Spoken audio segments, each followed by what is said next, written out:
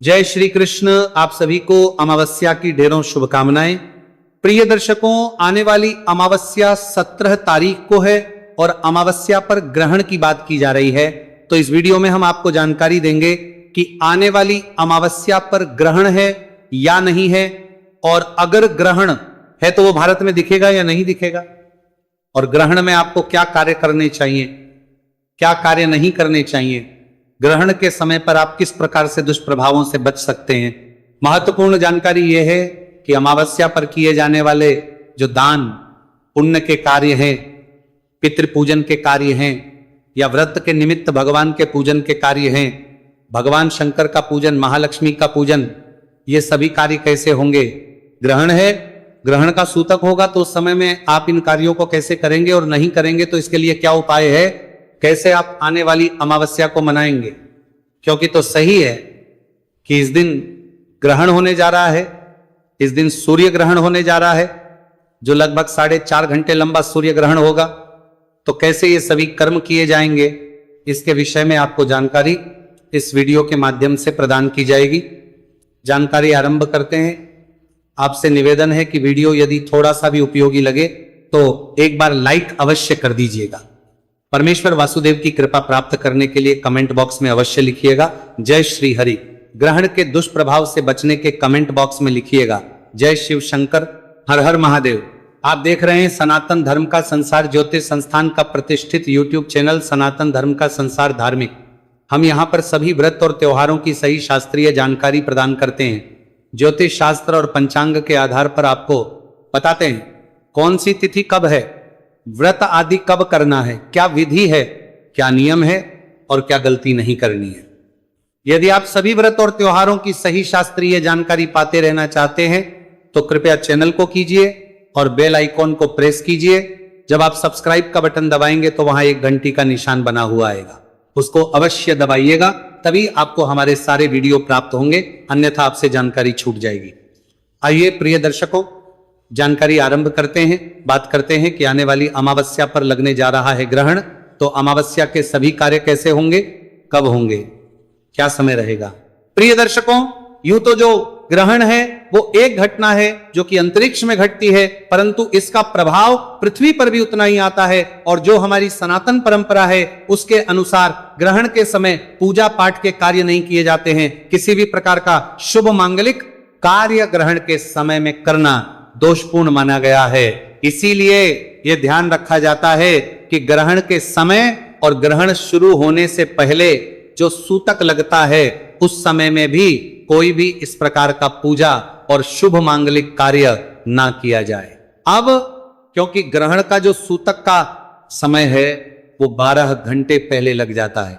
आने वाली अमावस्या को जो ग्रहण है वो सूर्य ग्रहण होगा, क्योंकि अमावस्या पर सूर्य ग्रहण ही होता है और सूर्य ग्रहण का सूतक 12 घंटे पहले लगता है, और जब ग्रहण समाप्त होता है उसके साथ ही समाप्त होता है। इस समाप्त प्रकार से 12 से 17 घंटे लंबा यह समय अवधि होती है जिसमें हमें इन नियमों का पालन करना होता है।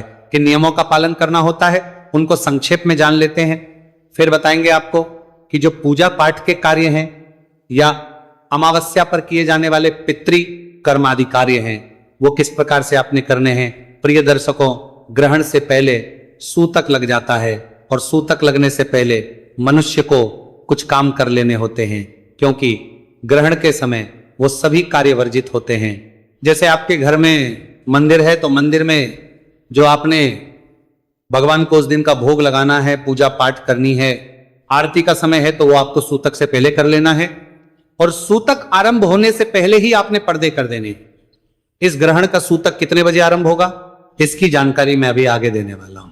दूसरा, सूतक शुरू होने से पहले ही आपने अपने जो भी खाने पीने की सामग्रियां हैं ना घर में, चाहे वो आटे का ड्रम है, चावल है, चाय पत्ती है, चीनी है, दालें हैं, जो भी सामग्री हो आपका फ्रिज में सामान होगा, तो सभी जगह आपको कुशा रख देनी है, कुशा रख देनी है, और जो पानी की टंकी है उसमें भी आपने कुशा डाल देनी है।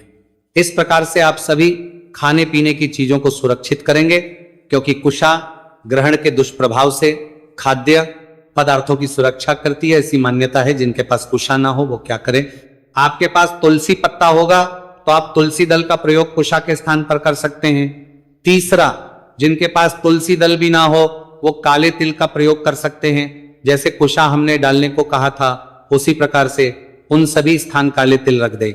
ये भी आपके खाद्य सामग्री को ग्रहण के दुष्प्रभाव से सुरक्षित रखने में सहायक सिद्ध होते हैं, ऐसा शास्त्रों में वर्णन आता है। यह कार्य है जो सूतक शुरू होने से पहले आपने कर लेना है। अब प्रश्न उठता है कि जब सूतक आरंभ हो जाएगा तब आपने क्या करना है और कैसे करना है।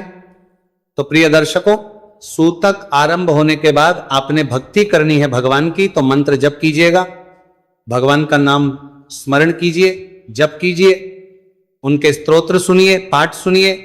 यह कल्याणकारी कार्य है जो ग्रहण के समय और जब सूतक आरंभ हो गया है उसके बाद आप कर सकते हैं। इनसे पुण्य की प्राप्ति होती है, क्योंकि ये जो अमावस्या है ना, ये कोई साधारण अमावस्या नहीं है, ये मनमंत्र अमावस्या है। इस दिन आप जो भी पूजा पाठ जप तप दान पुण्य करेंगे वह सब का सब अक्षय पुण्य देने वाला होगा। इसीलिए आपको जितना हो सके भगवान का नाम जप करना है, जितना हो सके भगवान के पाठ सुनने हैं, जितना हो सके इस दिन आपने दान करना है। दान का पुण्य भी अक्षय होगा। ग्रहण जब चल रहा हो उस समय आपको घर से बाहर निकलने से बचना चाहिए। जितना समय हो सके घर में बिताए। जो लोग ऑफिस जा रहे हैं, रोजगार में है, व्यवसाय कर रहे हैं, वो अपने कार्यालय क्षेत्र के अंदर रहे, अर्थात खुले आसमान के ना आए तो उत्तम है। लेकिन आवश्यक हो बाहर आना तो आसमान की ओर देखने से आपको बचना चाहिए। इस प्रकार से आपको ये ग्रहण का समय व्यतीत करना चाहिए भगवान की भक्ति करते हुए, और जितना हो सके आसमान के सामने ना आके आपको यह समय व्यतीत करना चाहिए। प्रश्न उठता है कि जो गर्भवती माताएं बहनें हैं उन्हें क्या सावधानी बरतनी होगी। तो जो गर्भवती माताएं बहनें हैं उनके लिए सलाह यह दी जाती है कि ग्रहण के समय वो खुले आसमान के ना आए तो उत्तम रहेगा। उनके लिए खाने पीने की मनाही नहीं है, परंतु साफ सफाई और सावधानी आवश्यक है, जिससे कि किसी भी प्रकार की हानि उनके गर्भस्थ शिशु को ना हो। जितना हो सके आप कवर्ड क्षेत्र में, अर्थात उस एरिया में रहे जो कि अगर ऑफिस में है तो ऑफिस के अंदर रहे, घर में है तो घर के अंदर रहे, आसमान की ओर देखने से बचे। जितना हो सके भगवान का मंत्र जप करें और उनके पाठ स्तोत्र आदि का श्रवण करें। ग्रहण समय आपको सोना नहीं है, आप लेट सकती हैं पर निद्रा में ना जाएं, इसका ध्यान रखना चाहिए। प्रश्न उठता है कि आपको और कौन से कार्य हैं जो नहीं करने चाहिए। तो इसमें कहा जाता है कि जो कढ़ाई बुनाई छटाई सिलाई आदि के जो कार्य हैं ये जो हैं ग्रहण के समय आपको नहीं करने चाहिए। ऐसे कार्य जो तेज धार वाले हथियार से या नुकीली चीजों से किए जाते हैं उन वस्तुओं का नहीं करना चाहिए। इनसे आपको बचना चाहिए, जिससे कि कहीं कट ना लग जाए, कोई चीज चुभ ना जाए। ये कार्य है जिनको छोड़ते हुए, जिनको ना करते हुए समय को व्यतीत कीजिए। भगवान की भक्ति करते हुए समय को व्यतीत कीजिए। डरने की आवश्यकता नहीं है, ग्रहण कोई डरने की वस्तु नहीं है, पर हां सावधान आपको अवश्य रहना चाहिए, सावधान रहने की आवश्यकता है।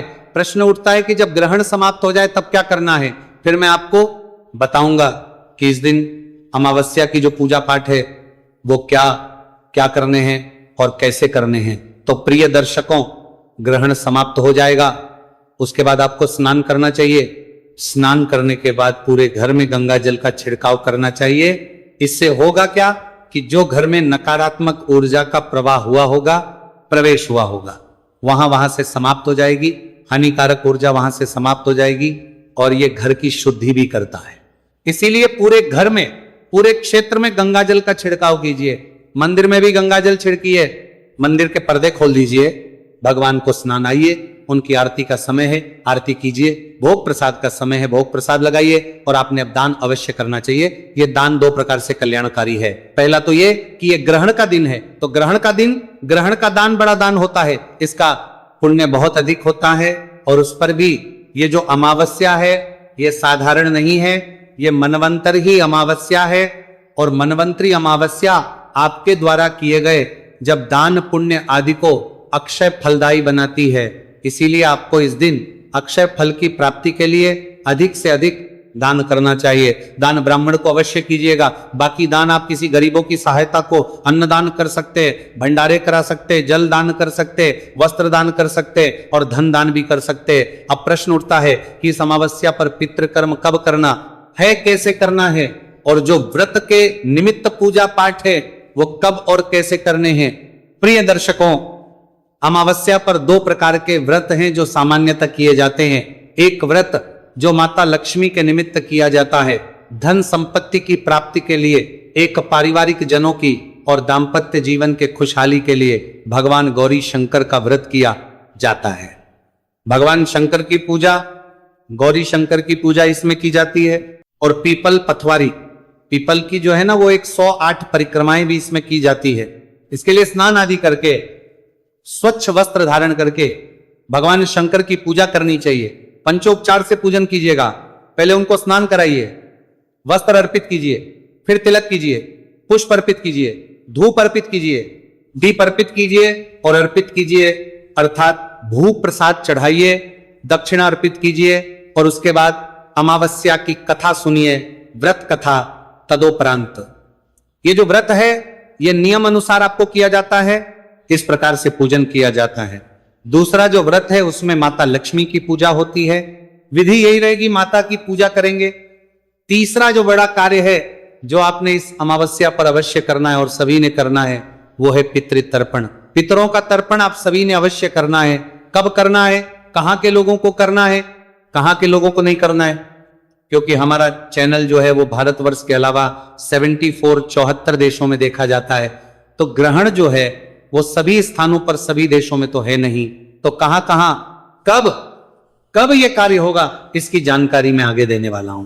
पहले ये कार्य सुन लेते हैं। यह है पितृकर्मों।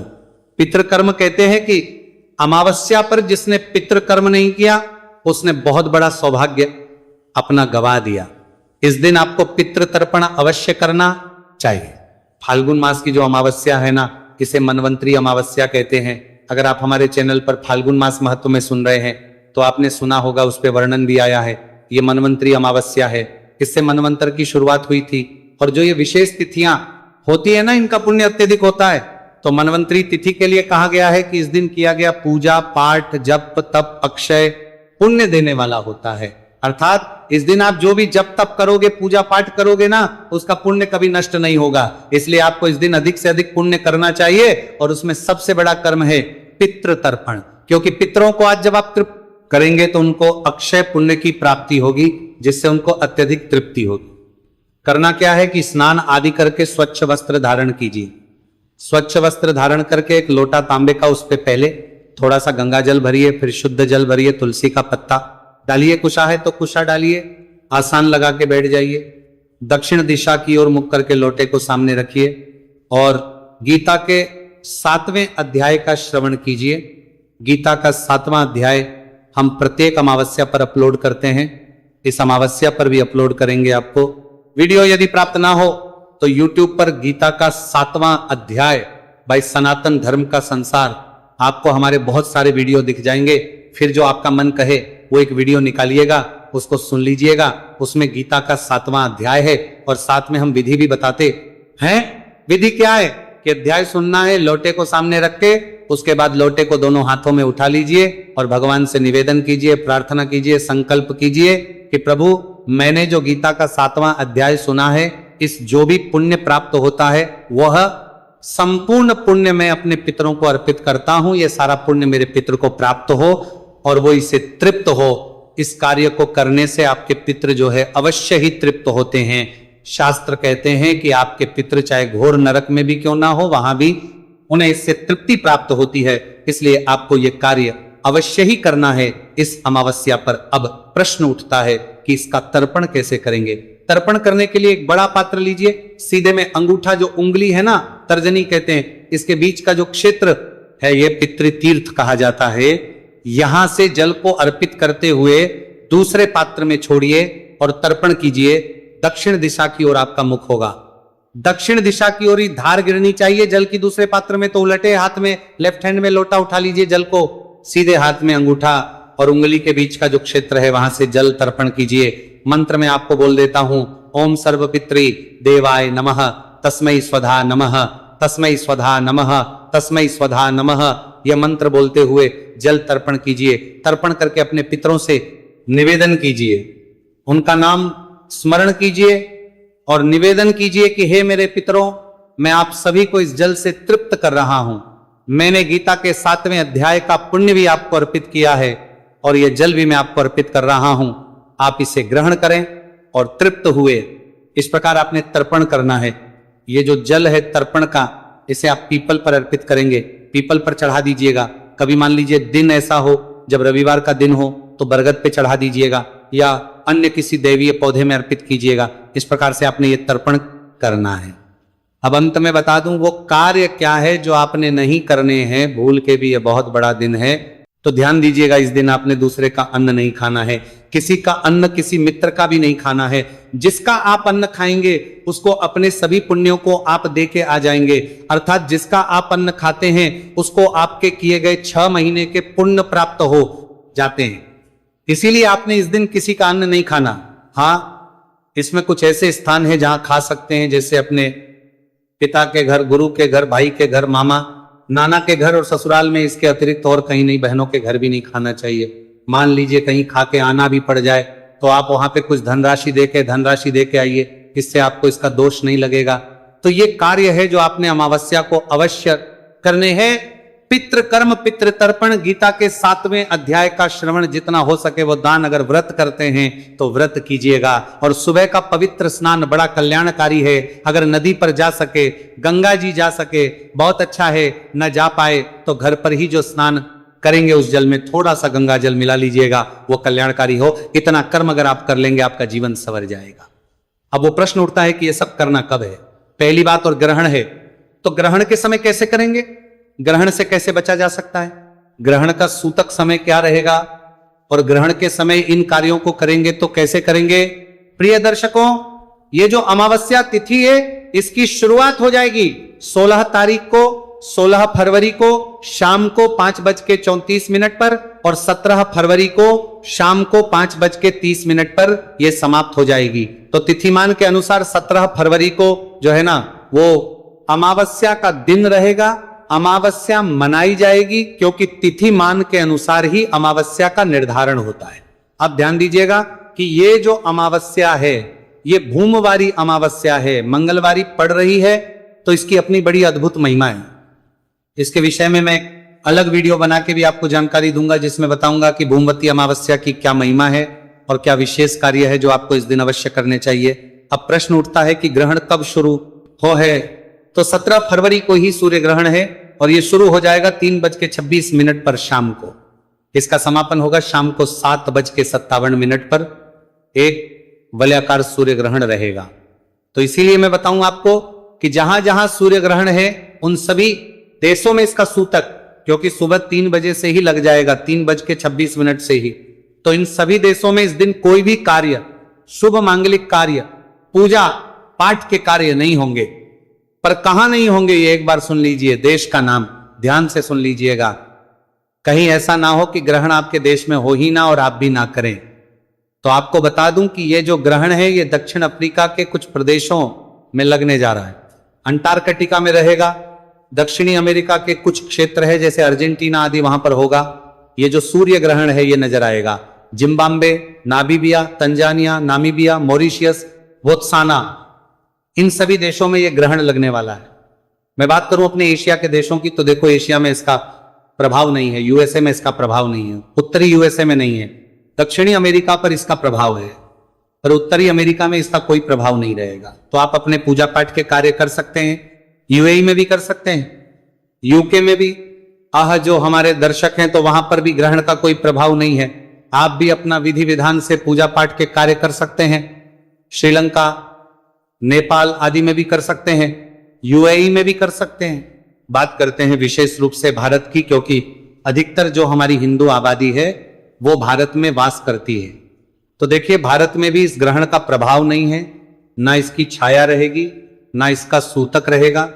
इसीलिए 17 तारीख को सुबह से ही आप जल तर्पण, पितृ तर्पण, पूजा पाठ, दान, पुण्य आदि कार्य कर सकते हैं। ये बड़ी अमावस्या है, जितना हो सके इसका लाभ लीजिए और अपने पुण्य को बढ़ाइए। कुछ और पूछना चाहें तो कमेंट बॉक्स में लिख के पूछ सकते हैं। चैनल पर नए हैं तो सब्सक्राइब अवश्य करते जाइएगा। भगवान सब पर कृपा करें। हरे कृष्णा।